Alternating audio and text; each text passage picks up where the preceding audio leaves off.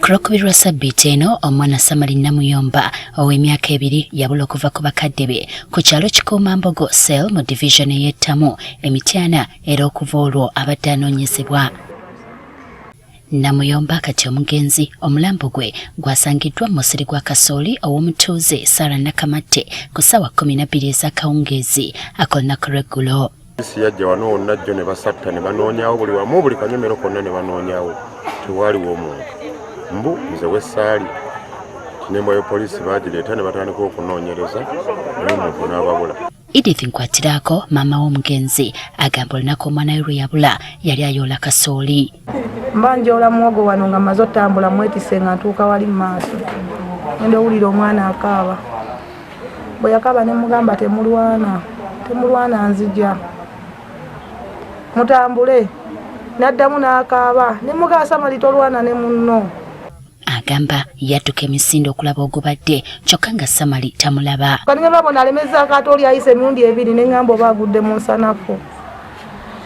Nenziruka ndabe wagudde ne ngamba oba agudde waliwo ekimuteze n'agwa nziruke mujjo ngendo tuuka nga ndabona jadduka kkirira gyendi mubuuza Samali aliwa ngendo tunula wenti ng'omwana simulaba ngendo okweyongerawo nga sirina kyendaba. Bw'atyo yalayo enduulu eyasombola abatuuze n'oluvannyuma ne bagenda ku poliisi. Abantu ne batandika okunoonya ne tunoonya omwana n'abula. Atubulidde ng'amawulire bwe yagafunye nga balina poliisi ku muyigo mu ssaba erimu olwo ne bafuna essimu yabategeezezza nti omwana bamulabye wabula nga yafudde dda. Bagamba bannange omwana wuno baamuleese embwa ya poliisi we yakomye ne bamutuuzaawo ne bagenda naye baamaze dda omutta baamubaza ebyenda biri bweru. Poliisi etuuse n'embwa yayo ekonga olusu okuyigga abatemu. Abalabye ku mulambo mbagamba nti yandibanga yasaddaakiddwa busaddaakibwa kuba ebitundu ebimu byasaliddwako. Buli kimu kiri bwetayambadde engoye bazimuddemu ne bazimusibisa emikono n'amagulu.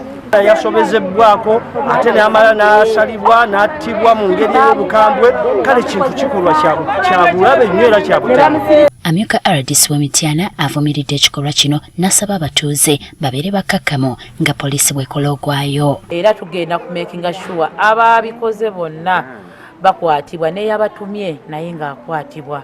Nenjagala okubira abatuuze omulanga tukuuma abaana baffe ebya security bitandikira ku ffe. Buli lwolaba abantu b'owekengedde gezaako okulaba nga mukwatagana okugoberera abantu abo okutaakiriza embeera bweti. Abatuuze bavumiridde abasawo b'ekinnansi abasusse ku kyalo kino. Abaana baffe babula buli budde bonna babula mu mbeera teriimu tetubamanyi na kubamanya abalala tebalina zilayisinsi. Okubala batujjako poliisi wano waffe wabigala tetukyalina mirembe tweraliikirira ku mirimu twagala kunyuka ssaawa 2 ssaawa 1 olw'okuba tweraliikirira abantu bannaffe. Abawaggulu mutuyamba amasabo gaveewo. Iyo poliisi etubuulidde nga bwereka abantu 3 beekutte bagiyambeko mu kunoonyereza. Nga betukutte kuliko Nanyanzi Sylvia wa myaka 39, kuliko Nasaasira Derek, kuliko ne Tujimuhoni Nelson. Gw'omulambo gutwaliddwa mu ddwaliro ekkulu Emityana okwongera okwekebejjebwa.